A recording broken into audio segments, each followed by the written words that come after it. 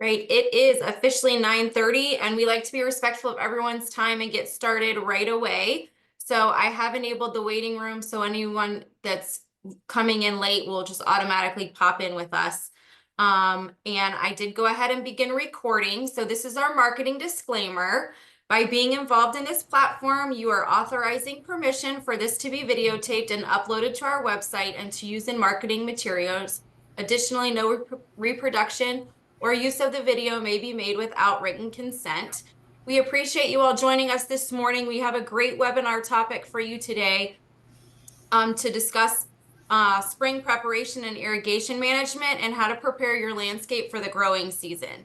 The team of Terra-Scape has a great presentation in store for you today. So again, thank you all for being here to learn. We would love to see where everyone is coming in from, and if you're a board member or a CAM. So if you don't mind in the chat, if you would put that information, we would really appreciate that as well. During the presentation, if you have any questions, we ask that you make a note of those and save them for the end. We will allow for a question and answer at the end for everyone. Additionally, at the end, I will send in the chat, I will put the email address and contact information for George and Terra-Scape so that you all can reach out to them with any additional questions or to set up a consultation. It is my honor to introduce Terra-Scape's owner, George.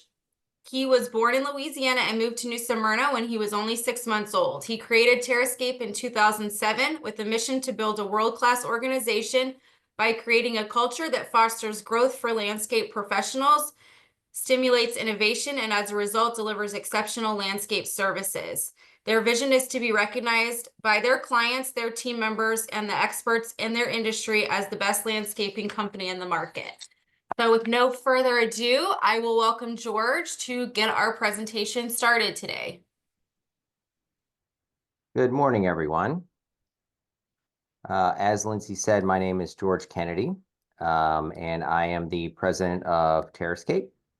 And I wanted to thank you for joining us today. We're excited to have you here on this webinar for spring landscape preparation and irrigation management. Before we begin, I would like to dive in and go over the goals of today's webinar.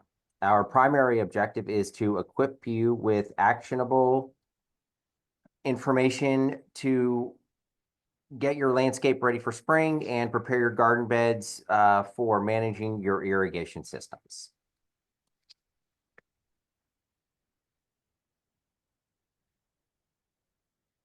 Okay, the importance of spring preparation.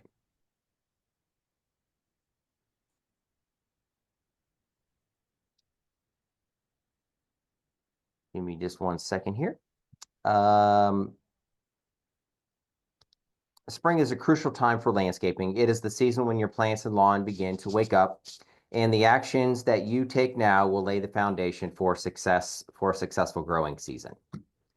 Getting a head start with spring preparation has several benefits, including boosting plant growth and establishing strong roots, preventing weeds from taking over, and ensuring that your soil is in optimal condition for nutrient absorption and water management. Think of spring preparation as your landscape's spring cleaning. The work that you put in now will pay off throughout the year, keeping your yard healthy, vibrant, and low maintenance.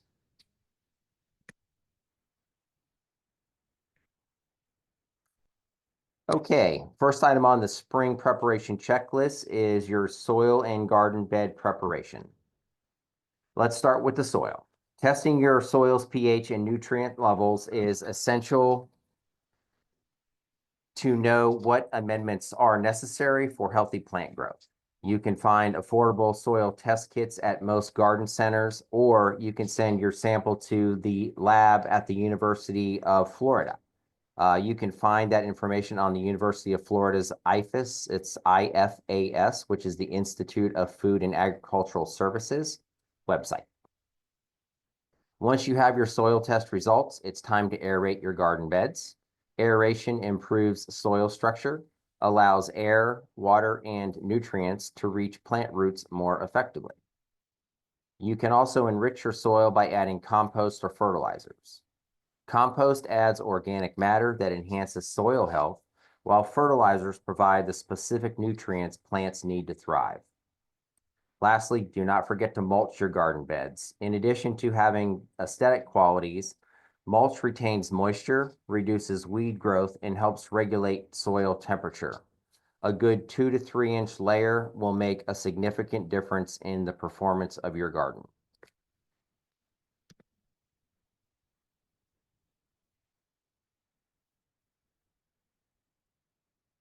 Plant care and selection. So let's talk about plant care. Pruning trees, shrubs, and perennials encourages new growth and helps remove any dead or damaged branches. It is also a great opportunity to shape your plants for better airflow and light penetration, which helps stimulate growth. Also, make sure to clear away of any dead debris or plant material from your garden beds. This not only improves the aesthetic quality of your landscape, but also reduces the risk of disease and pests. When choosing plants for the season, you should opt for native or climate appropriate varieties. In Florida, we call these Florida friendly.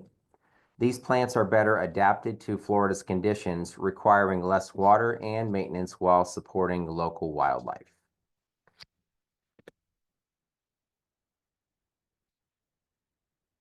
Lawn care. For lawns, dethatching or verticutting, as it's known for St. Augustine lawns, and aerating are crucial for preventing compaction and improving the penetration of water and nutrients. These processes encourage healthy root development, which is especially important for Florida's hot summers. If you have bare spots in your lawn, resodding them with the appropriate type of existing grass, like St. Augustine or zoysia, is the best way to fill those areas in. Fertilization is also essential for promoting strong growth. Be sure to use the right type of fertilizer for your grass. Additionally, applying a pre-emergent weed control can help prevent common weeds from sprouting in the spring. Irrigation systems and water wells. The importance of efficient water management. So let's discuss water management, which is especially important in Florida due to varying rainfall patterns. Efficient irrigation can conserve water and ensure your landscape stays hydrated during dry spells. You also want to understand local regulations. Many areas have restrictions on water usage during certain times of the year, so it's important to familiarize yourself with these rules to avoid fines and unnecessary water waste. In most Florida counties, the Florida water regulations state that from November 1st through March 31st, you can water 1 day per week. And from April 1st through October 31st, you can water 2 days per week. And the address of your property is going to dictate the days that you can water.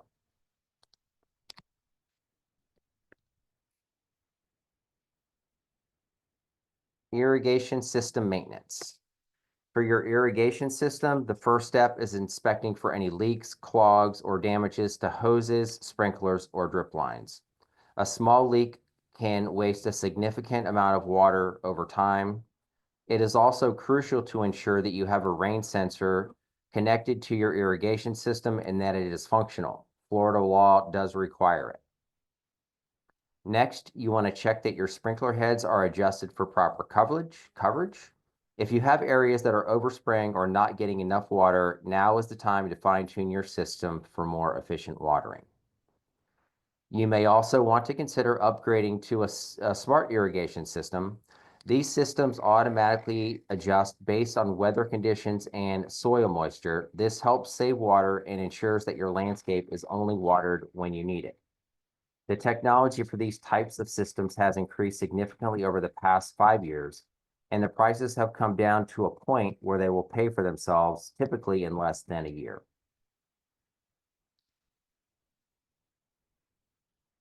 Well maintenance and usage. For those using wells for irrigation, it is important to check your water levels and flow rates before the growing season begins. Ensure that your well can meet the demands of your landscape. Water quality is also crucial. If your well water is too hard or if it contains high levels of iron or other contaminants, it could affect the health of your plants. Testing your water quality annually is a good practice. Lastly, you want to schedule a professional inspection for your well pump and related equipment. Regular maintenance can extend the life of your system and prevent costly repairs down the line.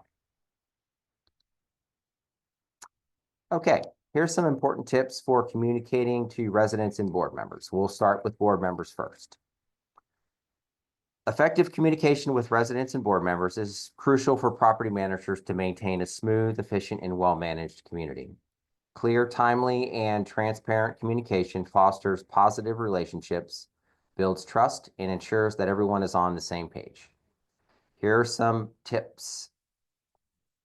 Be clear, organized, and detailed. Provide comprehensive reports when communicating with the board. Be organized and provide detailed reports. Include financial statements, maintenance updates, and processes on long-term projects. Provide context for decisions or changes that need to be made. For board members, you also want to send out a detailed agenda ahead of time and follow up with minutes and action items afterwards. This ensures everyone is prepared and accountable. Whenever possible, you want to back up your communication with data. For example, financials, maintenance costs, recent resident satisfaction surveys to ensure that board members have all of the information they need to make informed decisions. You want to be proactive and transparent by keeping them informed. Regularly update board members on key issues, upcoming tasks, and challenges or delays. Don't wait until the next meeting to bring up important matters. Address issues early on.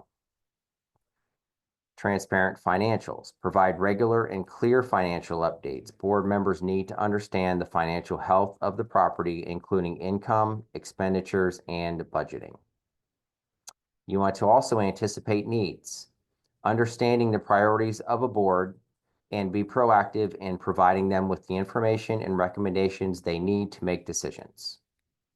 Foster open dialogue. Encourage open discussion through board members, getting them to share their opinions and ideas. Creating an environment where board members feel comfortable offering suggestions and asking questions can lead to better decision making. Beyond formal meetings, you should have regularly scheduled check-ins with board members via phone, email, or one-on-one meetings. This ensures everyone feels involved and informed between meetings. Present solutions, not just problems. Offer solutions with challenges. When bringing up an issue to the board, try to propose solutions or at least be ready to discuss potential approaches. This shows initiative and makes the board's job easier by giving them actionable items. Clarify roles and responsibilities. When you're managing projects or issues, clearly define which decisions require the board's approval versus those that you can handle as a property manager. This helps avoid confusion and streamlines decision making. Use technology for efficiency. Board management software is an option that you may want to consider to help share documents, track decisions, and communicate efficiently. This can be especially helpful for remote or busy boards. In-person meetings are not always feasible, so virtual meetings may be an optional way to conduct your board meetings and encourage everyone to participate. Respect their time. Be concise. While it's important to be thorough, be mindful of the board members' time, providing key information in a concise and direct manner. If they need additional details, they can always ask for more. Stay on track. During meetings, keep discussions focused on the agenda and avoid unnecessary digressions. This helps maintain efficiency and ensures that all important points are covered. Finally, follow up and document decisions. Actionable items after meetings or discussions, send follow-up emails that recap decisions, assign responsibilities, and outline next steps. This ensures everyone is aligned on what needs to happen next. Also, you want to document everything. Keep thorough records of all communications, decisions, and actions taken for accountability and future reference. This can help resolve disputes or clarify any misunderstandings that arise. Tips for communicating with residents. Be clear and transparent. Keep residents informed, regularly update residents about important events, maintenance schedules, or changes in policies. Transparency about what is happening in the community builds trust and reduces confusion. Use clear language. Use simple, concise, and easily understandable language. Avoid jargon or overly technical terms, especially when dealing with complex matters like maintenance or financials. Use multiple communication channels. Email newsletters is an easy and quick, efficient way to communicate routine updates, events, or important reminders. Regular newsletters help keep everyone in the loop. An online portal may also be a way where community residents can access information, submit maintenance requests, and track update. This centralizes communication and streamlines requests. Notice boards and flyers. For residents who may not engage digitally, traditional methods like notice boards, flyers, or community bulletin boards in common areas can still be effective. Text messaging and alerts. For time-sensitive issues like power outages or urgent maintenance needs, consider using text alerts for quick communication.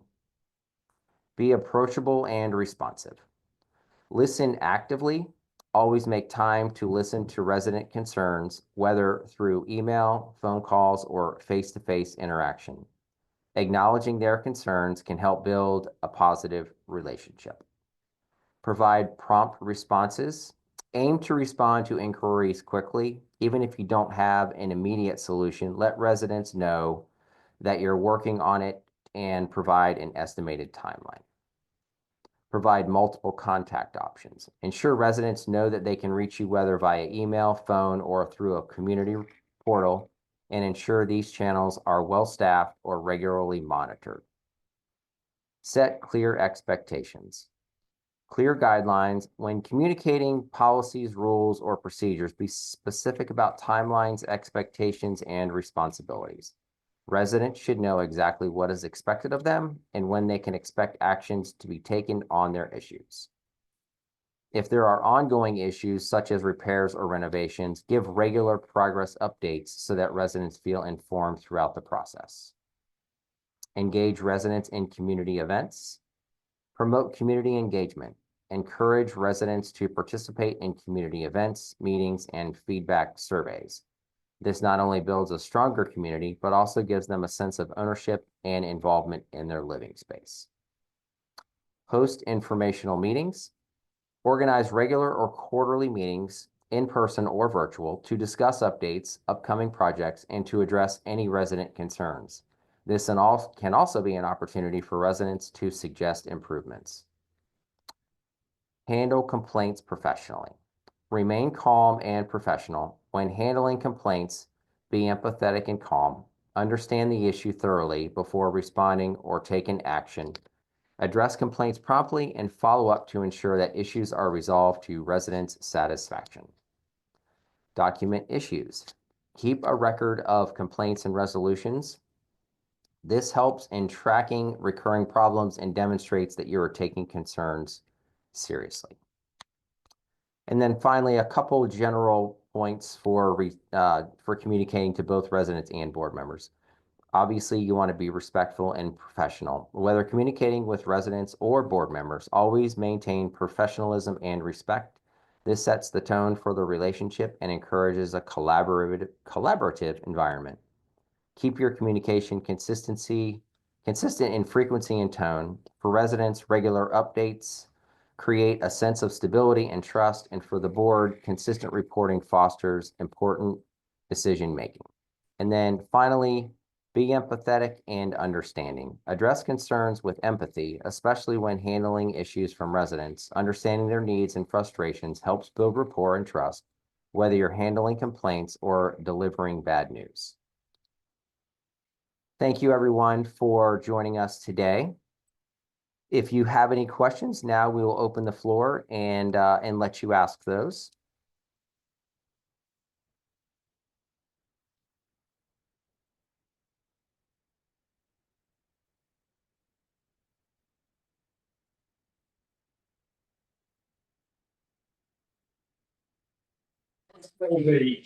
Tell me about it. Thank you. All right, take care. Thank you.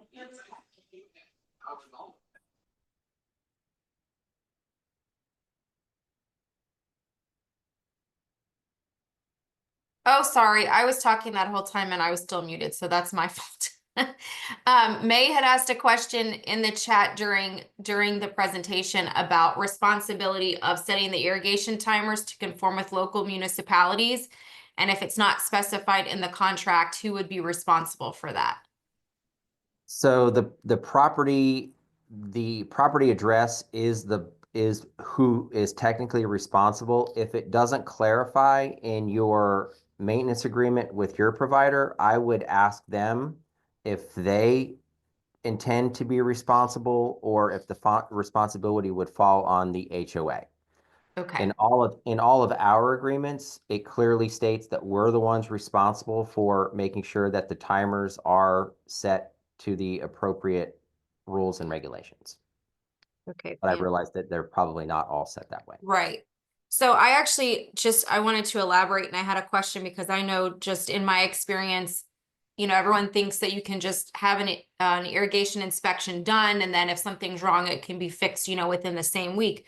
But I do know that if a property were to have an issue with a well and a well needed to be replaced and things, it's so important to start looking at those things right now before it gets hot, because that does take a longer period of time. Can you kind of elaborate on what the time frame right now for something like that is?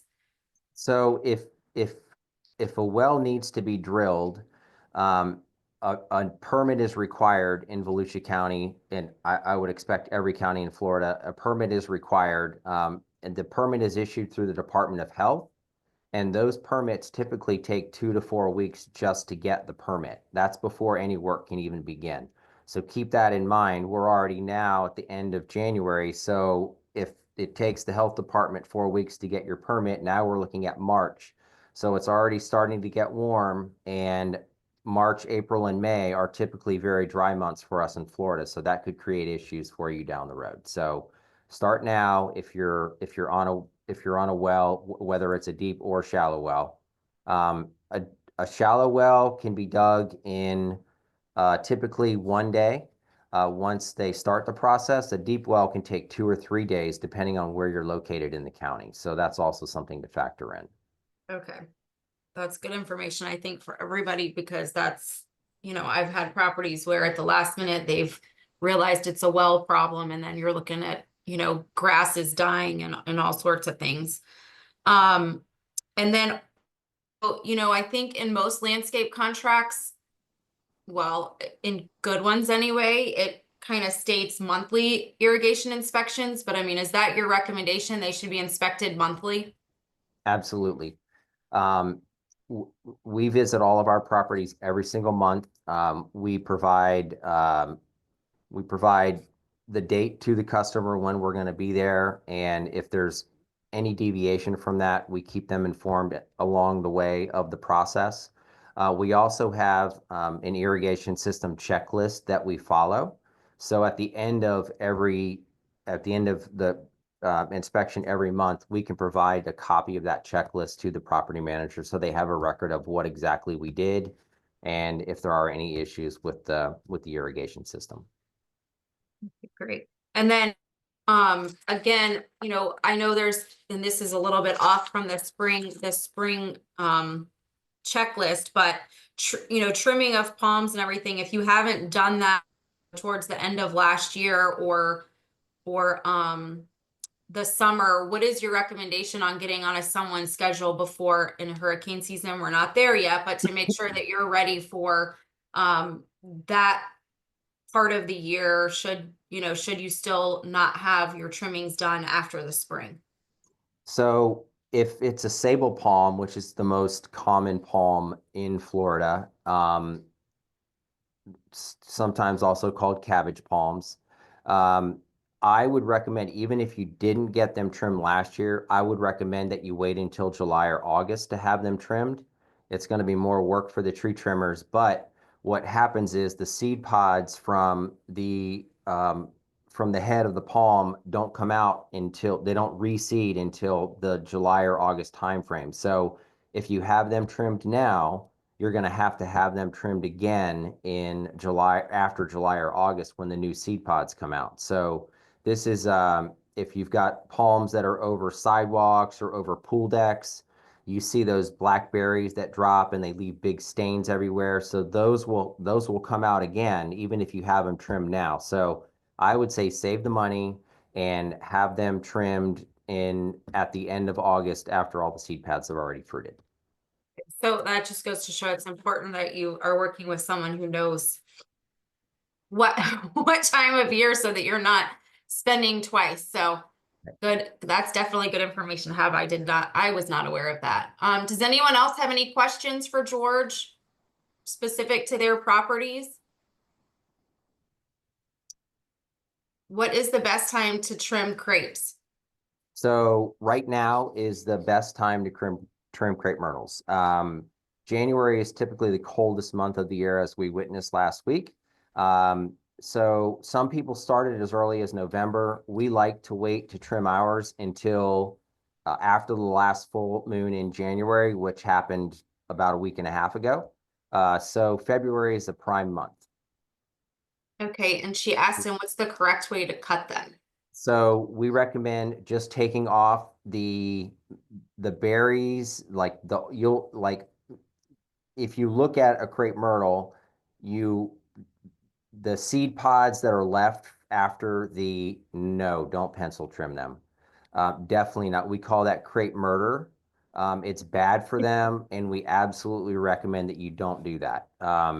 Even if you're doing a rejuvenation cut, which is what would be considered a hard cutback, you still don't want to pencil trim them. It's so bad for the crepe myrtles. You want to take off, for lack and not having one available to show you, I would say 18 to 24 inches at the most off of any crepe myrtle limb is all that you would ever want to take. Good to know. I have a lot of people in my neighborhood that there's barely anything left by the time they get done with them. Right. Not good for the plant. Anything else? No? All right. Well, thank you everyone for joining us. I am going to, in the chat, I just posted George's email address and the link for their website. So any questions that you have that were not addressed during this meeting, feel free to him, and his team will be very happy to assist you all in any way you need. And all of you have a wonderful Wednesday. Thank you all for being here. Thank you, George.